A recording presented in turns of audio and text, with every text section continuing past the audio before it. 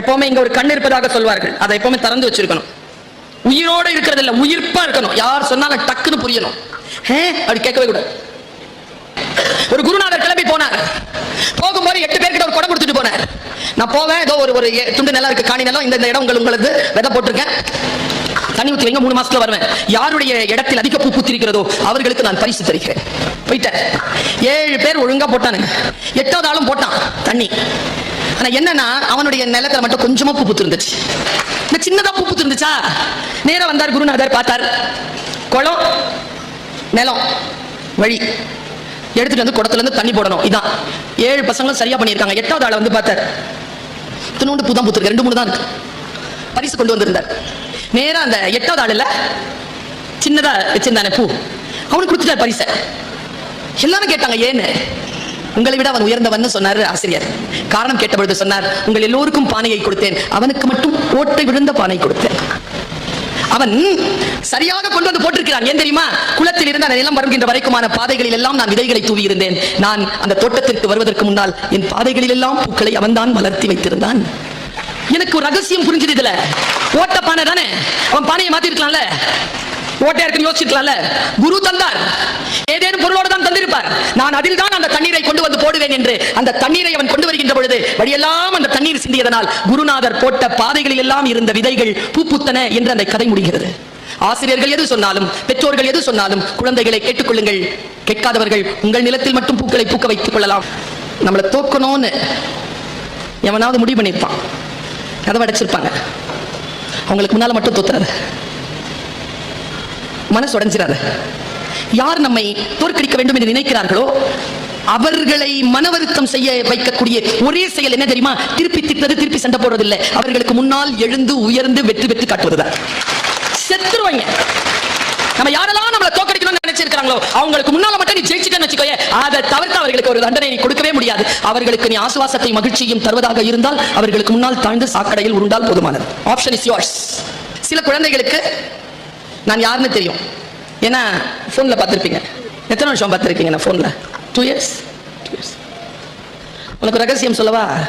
நான் இந்த 2 ஆண்டுகள் உன் கையில இருக்கிற மொபைல்ல வர்றதுக்கு அதற்கு முன்னால் 28 ஆண்டுகள் உழைத்திருக்கிறேன். ஒரு நாள்ல வந்துடல. நான் வாழ்க்கை என்பது உனக்கான நேரத்தை தரும், அது வரைக்கும் காத்திருந்து உழைத்துக் கொண்டே இரு. ரீல்ஸ் பார்த்துட்டு இருக்கேன். ஒரு வேட்டை நாய் வெள்ளை கலர்ல இருக்கு, குட்டியூண்டு இருக்கு. வேட்டை நாய் பார்த்துருக்கீங்களா? ரொம்ப எல்லாம் பெரிய அந்த ஜாதி நாய் மாதிரிலாம் இருக்காது, குட்டி உண்டா இருக்கும், நல்லா ஷார்ப்பா இருக்கும்.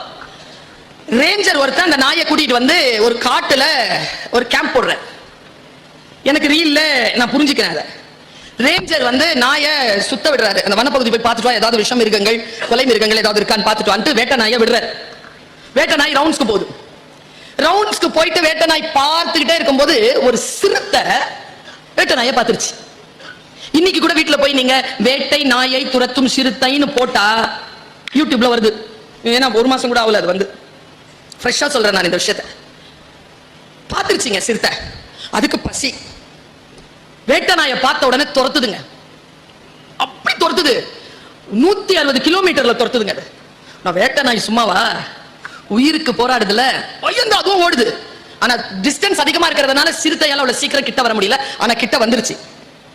நல்ல வேலை பிரம்மா லிபி அந்த நாய்க்கு, வேட்டை நாய்க்கு நல்லா இருக்கு. ரேஞ்சரை பார்த்துருச்சு. ரேஞ்சர் இப்படி உட்காந்துருக்காரு, இது இப்படி ஓடி வருது. ஓடி வந்த நாய் ரேஞ்சர் பக்கம் திரும்பலீங்க. ஏன்னா நாய்க்கு பிசிக்ஸ் தெரியும். இப்படி வந்து திரும்பணும்னா வர சிறுத்தை இப்படி வந்து அடிச்சிடும். இந்த ஃபோர்ஸ் குறையும்ல, எல் போட்டா ஃபோர்ஸ் குறையும். அதனால அது என்ன பண்ணுச்சு, பார்த்துருச்சு. இருந்தாலும் ஒரு கதவு திறந்து இருந்துச்சுங்க. சார் ரேஞ்சருடைய கதவு லேசா தான் திறந்து, மூணு கதவு தான் அது. லேசா வேகமா அந்த ரூம்குள்ள போயிடுச்சு நாய். வித் நோ டைம் சிறுத்தை உள்ள போயிடுச்சு. டொம்முன்னு போச்சு சிறுத்தை. நான் பெருசு பாருங்க, ஃபோர்ஸ் நாயை விட பெருசு, குட்டி தான் நாயை விட பெருசு. அந்த ஃபோர்ஸ்ல என்ன ஆச்சு, அந்த கதை மூடிடுச்சுங்க. டொம்முன்னு மூடிடுச்சு. அந்த ரேஞ்சர் இருக்கான்ல, அவனுக்கு எப்படி இருக்கும் மனசுல வலி. ஏன் வலி? நாய் செத்து கதவை திறக்க முடியாது, ஏன்னா சிறுத்தை பாஞ்சிருச்சுன்னா. ரெஸ்கியூ டீமுக்கு போன் பண்ற, ரெஸ்கியூ டீம் வருதுங்க. இதெல்லாம் 10 செகண்ட்ல முடியுது. அம்மா தான் பெருசா கதை சொல்றேன். 10 செகண்ட்ல முடியுதுங்க. ரேஞ்சர் போன் பண்ண உடனே ரெஸ்கியூ டீம் வந்து, நல்லா கவனி, நீதான் அந்த சிறுத்தை, நானும் தான். நம்ம வேட்டை நாய் கிடையாது, நம்ம சிறுத்தை. பசிக்கு தான் வேட்டையாடுகிறோம். வருதுங்க, ரெஸ்கியூ டீம் வந்து ஒரு கேமரா போட்டுச்சுங்க. இந்த கேமரா போட்ட உடனே கேமரா காட்டுது நாய் உயிரோட இருக்குது. அந்த செவகமான அந்த ரூம்ல ஓரமா நாய் இப்படி கம்முன்னு இருக்கு. நீ பார்த்துட்டு இருக்க அந்த சிறுத்தைய. சிறுத்தை எங்க இருக்குன்னு கேமரா தேன்னா மூடப்பட்ட கதவு இருக்குல்ல, அதுல போய் சாஞ்சிக்கிட்டு அந்த கதவை பார்த்துக்கிட்டு பயந்து நடுங்கிட்டு இருக்கு. இந்த காட்சியை காட்டிட்டு அந்த கேமராமேன் சொன்னா, இந்த சிறுத்தை இருக்குல்ல அது பசியோட தான் இந்த நாயை வேட்டையாட தொடங்குச்சு. இறை கையில் அகப்பட்ட அந்த வினாடியில் எப்பொழுது தன் சுதந்திரம் பறிப்போய் விட்டது என்று அந்த சிறுத்தை புரிந்து கொண்டதோ, அதற்கு பசி ஒரு பொருட்டாகவே இல்லை. அது சுதந்திரத்தை நோக்கி காத்திருக்கிறது. அதற்கு நாய் வேண்டுமா, சுதந்திரம் வேண்டுமா என்றால், எனக்கு சுதந்திரம் தான் வேண்டும், நான் பசியோடு இருந்தாலும் பரவாயில்லை என்று சிறுத்தை சொல்கிறது. சிறுத்தையின் இயல்பு பசியை விட அதற்கு சுதந்திரம் பிடிக்கும். உள்ள பார்த்தா எலி மாதிரி நடுங்கிட்டு இருந்துச்சு. இது எப்படிதான் தெரிஞ்சதோ பாரதிதாசனுக்கு. பாரதிதாசன் எழுதுறார், அந்த சிறுத்தையை பத்தி பாரதிதாசன் 60-70 வருஷத்துக்கு முன்னால எழுதுறார். பூட்டிய இருப்பு கூட்டின் கதவு திறக்கப்பட்டது, சிறுத்தையை வெளியில் வா. முதல் சிரமம் என்ன தெரியுமா? உங்கள் கவனத்தை என் பக்கம் திருப்புவது. இரண்டாவது சிரமம் என்ன தெரியுமா? உங்களுக்கு புரியுற மாதிரி பேசுறது. மூன்றாவது சிரமம் என்ன தெரியுமா?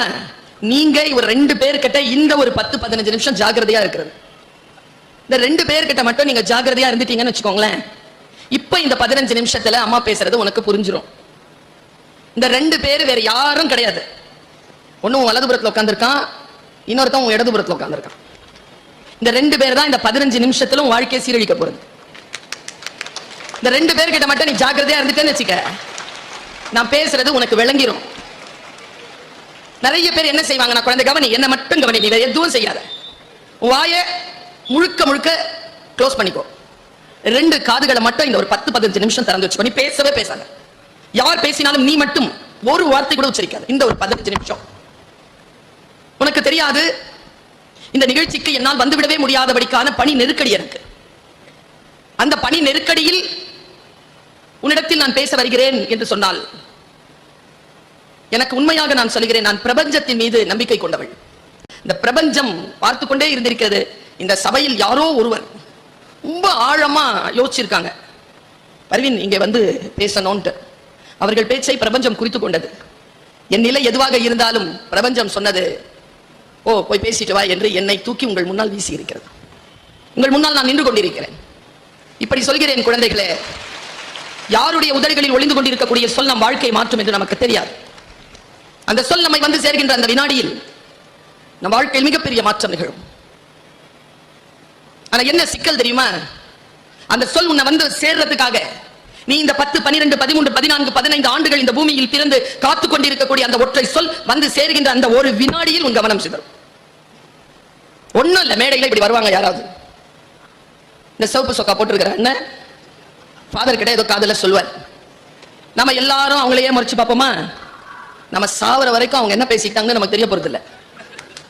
ஆனா நான் இங்க வைத்தால கத்திக்கிட்டு இருப்பேன், என் பேச்சை கடந்து கவனம் எல்லாம் அங்கதான் போகும். எந்த ஒரு வினாடியில் கவனம் சிதறுகிறதோ குழந்தைகளை வாழ்க்கை சிதறி போகும். ஒண்ணும் இல்ல, லக்ஷ்மணன் இங்க நின்று பேசுற, திருப்பி திருப்பி ஒரே வார்த்தையை சொல்லிட்டே இருந்தார், நான் உங்களை மாதிரி பேச மாட்டேங்க, எனக்கு பேச்செல்லாம் ஒண்ணும் தெரியாது. நான் என்னைக்காவது கேட்டிருக்கிறேன்னா அவர்கிட்ட போய், உங்களை மாதிரி எனக்கு ஹோட்டல் நடத்த தெரியாதுங்க. அவங்களுக்கு என்ன வருமோ அவங்களுக்கு அதான் வரும். உங்களை மாதிரி என்னால பாடம் நடத்த முடியாது, உங்களால என்னால நடக்க முடியாது. மானு தான், மீனு தான். மானு காட்டுல ஓடும், மீன் தண்ணியில நீந்தும்.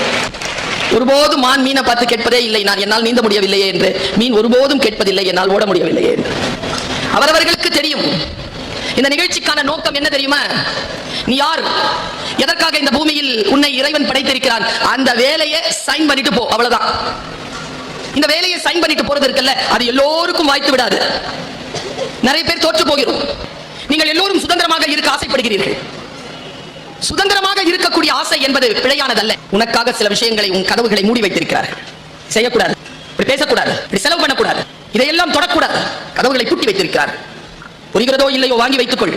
நீ நினைக்கிறாயே அந்த பூட்டப்பட்ட கதவுகளை திறந்து கொண்டால் அதில் உன் சுதந்திரம் காத்திருக்கிறது என்று. பெரும் ரகசியம் சொல்லுகிறேன். 50 வயதை நெருங்குகிறேன் நான். மிக மிக அதிகமான அந்த அனுபவத்தில் குவியலாக நான் சொல்கிறேன், பெரியவர்கள் உனக்காக மூடி வைத்திருக்கக்கூடிய கதவுகளுக்குள் உன் சுதந்திரம் இல்லை, நீ உள்ளே போனால் எங்கே அடிமைப்பட்டு விடுவாயோ என்று அந்த கதவுகளை நாங்கள் மூடி வைத்திருக்கிறோம். அதை நீங்கள் திறக்க தயவு செய்து முயற்சி செய்யாதீர்கள். இன்னும் புரியுற மாதிரி சொல்லவா? நீங்கள் ஜெயிக்க வேண்டும் என்றால் சுறுசுறுப்பாக இருங்கள். நீங்கள் ஜெயிக்க வேண்டும் என்று சொன்னால் சுதந்திரமாக இருங்கள். நீங்கள் ஜெயிக்க வேண்டும் என்று சொன்னால் எந்த தவறான குற்ற செயல்களிலும் போய் சிக்கிக் கொள்ளாதீர்கள். சரி, தெரியல, சிக்கிட்ட, அம்மா சொல்லி தர ஒரே பாட்டு எழுதி வச்சுக்கோ, வீட்டுல போய் சிந்தித்து பார்த்து செய்கையை மாத்து, சிறுசா இருக்கையில் திருத்திக்கோ, தவறு சிறுசா இருக்கையில் திருத்திக்கோ, தெரிஞ்சும் தெரியாம நடந்திருந்தா அது திரும்பவும் வராம பாத்துக்கோ. மூடப்பட்ட கதவுகள் அடிமைத்தனத்திற்கான வாசல்கள் என்று நான் சொன்னேன். எது சுதந்திரம், எது அடிமைத்தனம்? அடிமைத்தனத்தில் இருந்து நாம் விடுதலை பெற வேண்டும். நான் சுதந்திரமானவள். சுதந்திரம் என்பது செய்ய விரும்புவதை எல்லாம் செய்வது மட்டுமல்ல, செய்ய விரும்பாததை செய்யாமல் இருப்பதும் சுதந்திரம் தான். நான் அதை செய்வதே இல்லை. எனக்கு எது விருப்பம் இல்லையோ அதை நான் செய்வதே இல்லை. கோடி ரூபாய் கொடுத்தாலும் அதை நான் செய்வதே இல்லை. நான் சுதந்திரமானவள். சுதந்திரமாக இருக்கின்ற உணர்வு இருக்கு இல்லையா, அது அதி அற்புதமான உணர்வு. அதை எப்படி பெறுவதுன்னு மட்டும் சொல்லிட்டு நான் போய் உட்கார்ந்துறேன். நான் போன்ல ரீல்ஸ் பார்த்துட்டு இருந்தேன். அதுல ஒரு முக்கியமான ஒரு காட்சி. என் மகன் என்னிடத்தில் சொன்னான். அவன் கார்ப்பரேட் லாயர், ஃபைனல் இயர் படிக்கிறான். அவன் என்கிட்ட ஒரு விஷயத்த சொன்னான். அம்மா, நல்ல நல்ல விஷயம் நீ பாக்குற, அது எல்லாத்தையும் மேடையில சொல்ற, நானும் பாக்குறேன், எனக்கு அதெல்லாம் வரமாட்டேங்குதுமா. நான் என்ன சொன்னேன், நீ எதை ஒரு 20 செகண்ட்க்கு மேல பாப்பியோ அதே தான் உனக்கு திரும்பி திரும்பி வரும். நான் நல்லதை பார்க்கிறேன், எனக்கு திரும்பி திரும்பி நல்லது வருகிறது. நீ வேற எதையோ பார்க்கிறாய், திரும்பி திரும்பி அதை தான் உனக்கு கிடைக்கிறது. நான் என்ன செய்வேன்? Life is yours, choice is yours. நான் வந்து உன் மூச்சிற்குள் உட்கார்ந்து கொண்டு உன் மூச்சை நான் கண்ட்ரோல் பண்ணவே முடியாது. குதிரையை கொண்டு வந்து தண்ணீர் கிட்ட தான் நிறுத்த முடியுமே தவிர தண்ணியை குடிக்க வேண்டியது குதிரை பொறுப்பு. நான் அதற்காக விழுங்க முடியாது. நான் ரீல்ஸ் பார்த்துட்டு இருக்கிறேன், முக்கியமான ரீல்ஸ். நான் இதை சொல்றேன், எத்தனை பேருக்கு புரியுதுன்னு தெரியல. அத்தனை பேருக்கும் புரிய வேண்டாம், ஒருத்தருக்கு புரிஞ்சா போதும். இந்த காட்டில் இந்த மூங்கில் புல்லாங்குழல். யாருக்கு புரியுதோ அது புல்லாங்குழல். ரீல்ஸ் பார்த்துட்டு இருக்கேன். ஒரு வேட்டை நாய் வெள்ளை கலர்ல இருக்கு, குட்டியூண்டு இருக்கு. வேட்டை நாய் பார்த்துருக்கீங்களா? ரொம்ப எல்லாம் பெரிய அந்த ஜாதி நாய் மாதிரிலாம் இருக்காது, குட்டி உண்டா இருக்கும், நல்லா ஷார்ப்பா இருக்கும். ரேஞ்சர் ஒருத்தன் அந்த நாயை கூட்டிட்டு வந்து ஒரு காட்டுல ஒரு கேம்ப் போடுற. எனக்கு ரீல்ல நான் புரிஞ்சுக்கிறேன் அதை. ரேஞ்சர் வந்து நாயை சுத்த விடுறாரு. அந்த வனப்பகுதி போய் பார்த்துட்டு வா, ஏதாவது விஷம் இருக்குங்கள், கொலை மிருகங்கள் ஏதாவது இருக்கான்னு பார்த்துட்டு வந்துட்டு வேட்டை நாயை விடுற. வேட்டை நாய் ரவுண்ட்ஸ்க்கு போகுது. ரவுண்ட்ஸ்க்கு போயிட்டு வேட்டை நாய் பார்த்துக்கிட்டே இருக்கும்போது ஒரு சிறுத்தை வேட்டை நாயை பார்த்துருச்சு. இன்னைக்கு கூட வீட்டுல போய் நீங்க வேட்டை நாயை துரத்தும் சிறுத்தைன்னு போட்டா யூடியூப்ல வருது. ஏன்னா 1 மாசம் கூட ஆகல, அது வந்து ஃப்ரெஷ்ஷா சொல்றேன் நான் இந்த விஷயத்தை. பார்த்துருச்சிங்க சிறுத்தை. அதுக்கு பசி. வேட்டை நாயை பார்த்த உடனே துரத்துதுங்க. அப்படி துரத்துது, 160 கிலோமீட்டர்ல துரத்துதுங்க. அது நான் வேட்டை நாய் சும்மாவா, உயிருக்கு போராடுதுல, பயந்து அதுவும் ஓடுது. ஆனா டிஸ்டன்ஸ் அதிகமா இருக்கிறதுனால சிறுத்தையால அவ்வளவு சீக்கிரம் கிட்ட வர முடியல. ஆனா கிட்ட வந்துருச்சு. நல்ல வேலை, பிரம்மா லிபி அந்த நாய்க்கு, வேட்டை நாய்க்கு நல்லா இருக்கு. ரேஞ்சரை பார்த்துருச்சு. ரேஞ்சர் இப்படி உட்காந்துருக்காரு, இது இப்படி ஓடி வருது. ஓடி வந்த நாய் ரேஞ்சர் பக்கம் திரும்பலீங்க. என்ன, நாய்க்கு பிசிக்ஸ் தெரியும். இப்படி வந்து திரும்பணும்னா வர்ற சிறுத்தை இப்படி வந்து அடிச்சிடும். இந்த ஃபோர்ஸ் குறையும்ல, எல் போட்டா ஃபோர்ஸ் குறையும். அதனால அது என்ன பண்ணுச்சு, அங்க பார்த்துருச்சு. இருந்தாலும் ஒரு கதவு திறந்து இருந்துச்சுங்க. சார் ரேஞ்சருடைய கதவு லேசா தான் திறந்து, மூணு கதவு தான் அது. லேசா வேகமா அந்த ரூம்குள்ள போயிடுச்சு நாய். வித் நோ டைம் சிறுத்தையும் உள்ள போயிடுச்சு. டொம்முன்னு போச்சு சிறுத்தை. நான் பெருசு பாருங்க, ஃபோர்ஸ் நாயை விட பெருசு, குட்டி தான் நாயை விட பெருசு. அந்த ஃபோர்ஸ்ல என்ன ஆச்சு, அந்த கதவு மூடிடுச்சுங்க, டொம்முன்னு மூடிடுச்சு. அந்த ரேஞ்சர் இருக்கான்ல, அவனுக்கு எப்படி இருக்கும் மனசுல வலி. ஏன் வலி? நாய் செத்து கதவை திறக்க முடியாது, ஏன்னா சிறுத்தை பாஞ்சிருச்சுன்னா. ரெஸ்கியூ டீமுக்கு போன் பண்ற, ரெஸ்கியூ டீம் வருதுங்க. இதெல்லாம் 10 செகண்ட்ல முடியுது. அம்மா தான் பெருசா கதை சொல்றேன், 10 செகண்ட்ல முடியுதுங்க. ரேஞ்சர் போன் பண்ண உடனே ரெஸ்கியூ டீம் வந்து, நல்லா கவனி, நீதான் அந்த சிறுத்தை, நானும் தான். நம்ம வேட்டை நாய் கிடையாது, நம்ம சிறுத்தை. பசிக்கு தான் வேட்டை அடிக்கும். வருதுங்க. ரெஸ்கியூ டீம் வந்து ஒரு கேமரா போட்டுச்சுங்க. இந்த கேமரா போட்ட உடனே கேமரா காட்டுது நாய் உயிரோட இருக்குது. அந்த செவகமான அந்த ரூம்ல ஓரமா நாய் இப்படி கம்முன்னு இருக்கு. நீ பார்த்துட்டு இருக்க அந்த சிறுத்தைய. சிறுத்தை எங்க இருக்குன்னு கேமரா தேடினா மூடப்பட்ட கதவு இருக்குல்ல, அதுல போய் சாஞ்சிக்கிட்டு அந்த கதவை பார்த்துட்டு பயந்து நடுங்கிட்டு இருக்கு. இந்த காட்சியை காட்டிட்டு அந்த கேமராமேன் சொன்னா, இந்த சிறுத்தை இருக்குல்ல, அது பசியோட தான் இந்த நாயை வேட்டையாட தொடங்குச்சு. இறை கையில் அகப்பட்ட அந்த வினாடியில் எப்பொழுது தன் சுதந்திரம் பறிபோய் விட்டது என்று அந்த சிறுத்தை புரிந்து கொண்டதோ, அதற்கு பசி ஒரு பொருட்டாகவே இல்லை. அது சுதந்திரத்தை நோக்கி காத்திருக்கிறது. அதற்கு நாய் வேண்டுமா, சுதந்திரம் வேண்டுமா என்றால், எனக்கு சுதந்திரம் தான் வேண்டும், நான் பசியோடு இருந்தாலும் பரவாயில்லை என்று சிறுத்தை சொல்கிறது.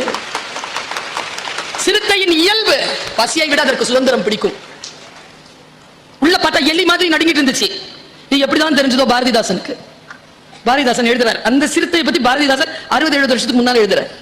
பூட்டிய இருப்பு கூட்டின் கதவு திறக்கப்பட்டது, சிறுத்தைய வெளியில் வா. எலியன உன்னை இகழ்ந்தவர் நடுங்கிற புலியன செயல் செய்ய புறப்படு. நம்மினை இருளினை விளக்க செம்புட் பறவையே சிறகை விரி எழு பற என்று எழுதுகிறார் பாரதிதாசன். நான் அப்படித்தான் பறந்து கொண்டிருக்கிறேன். நான் சிறுத்தையாகத்தான் சுதந்திர கதவுகளுக்காக காத்திருந்து அதற்குள் என் கல்வி என்கின்ற சுதந்திரத்தை பெற்றுக் கொண்டவள் நான். அதனால் சொல்கிறேன், குழந்தைகளே, கல்விதான் சுதந்திரம். பல நேரங்களில் உங்கள் பசி வேட்டை உங்களை அடிமைப்படுத்தலாம். தவறான விஷயங்களுக்கு நோ சொல். ஆசிரியர்கள் சொல்கிறார்களா, கேள். நீங்கள் வீட்டில் கேட்டு பாருங்கள், என் கணவரிடத்தில், என் குழந்தை இடத்தில், என் தாய் தந்தையிடத்தில் கேட்டு பாருங்கள், நான் பணி செய்கின்ற என்னுடைய கல்லூரியில் கேட்டு பாருங்கள். நான் கீழ்ப்படிந்த ஒரு மாணவி, கீழ்ப்படிந்த ஒரு பணியாளர், கீழ்ப்படிந்த ஒரு உறவு. நான் எங்க அம்மா அப்படி மேல உட்கார்ந்திருந்தாங்கன்னா நான் பக்கத்துல நிப்பேன். எங்க அம்மா கீழே உட்கார்ந்திருந்தா நான் மேல உட்கார மாட்டேன். எங்க அம்மா உட்கார்ந்திருந்தா உங்களுக்கு முன்னால நான் கால் நீட்ட மாட்டேன். இன்னைக்கோ இந்த வயசாயிடுச்சு எனக்கு, இன்னைக்கும் அறிவுரை சொல்ல எங்க அம்மா என்ன சொல்றாங்க. என்ன அறிவுரை சொல்றாங்க? அறிவுரை சொல்லுவாங்க எங்க அம்மா. கேமரா முன்னால நல்லா இருக்கணும், போட்டோ பிடிச்சுக்கிறோம்ல. அம்மா சொன்னாங்க, ஷூட்டிங் போறியா? இல்லம்மா மீட்டிங் போறேன். கேமரா இருக்குமா? ஆமா. முகத்தை நல்லா பண்ணி வச்சுட்டு போற, உன்னை மட்டும் ஞாபகம் வச்சுட்டு போ, செருப்பு போடும்போது சொல்லுங்க அம்மா. உன்னை பர்மனண்டா ஒரு கேமரா பார்த்துட்டு இருக்கு, அதுக்கு முன்னால அழகா இரு. அந்த பர்மனன்ட் கேமராக்கு பேர் தான் கடவுள். மறையவே முடியாது அந்த கேமரா விட்டு நீ. நான் உன்னுடைய வகுப்பு தான் 6ஆம் கிளாஸ் 7ஆம் கிளாஸ் படிச்சுட்டு இருக்கிறேன். ஒரு கிறிஸ்டியன் இன்ஸ்டிடியூஷன்ல தான் நான் படித்தேன். அதுல வந்து ஃபாதர்ஸ் வந்து கிளாஸ் எடுக்கிறத விட பிரதர்ஸ் வந்து எடுத்தா நாங்கெல்லாம் ரொம்ப ரசிப்போம். பொம்பளை பிள்ளைங்க நாங்கெல்லாம். 8வது வகுப்புனா பார்த்துக்கோங்க, 12-13 வயசு. பிரதர்ஸ் வந்து கிளாஸ் எடுப்பாங்க. அப்போ ஒரு பிரதர் வந்தாரு, வந்து ஒரு கிளாஸ் எடுத்தாரு. எனக்கு பெருசா தமிழ்லாம் ஒன்றும் தெரியாது அந்த காலகட்டத்தில். நான் வீட்டில் முழுக்க உருது பேசுறவங்க நாங்க. ஆனால் அவர் சொன்னார், பாவங்களை மன்னிப்பதற்காக. அவர் சொன்ன வார்த்தை அப்படியே சொல்றேன், உன் வயசுதான், எனக்கு புரியல. அப்போ உனக்கு எப்படி சொல்ற வார்த்தை எல்லாமே புரியல இல்லையா? புரியறதுக்கு முயற்சி பண்ணிட்டு இருக்கிற. நல்லா தெரிஞ்சுக்கோ, ஒன்றை கவனிக்கின்ற பொழுது அது நமக்கு வேறு விதத்தில் புரிய தொடங்கும். அதற்கு பேர் தான் கல்வி. கவனி, முதல்ல கவனி. புரியுதா இல்லையா? அப்புறம் பார்த்துக்கலாம். முதல்ல கவனி.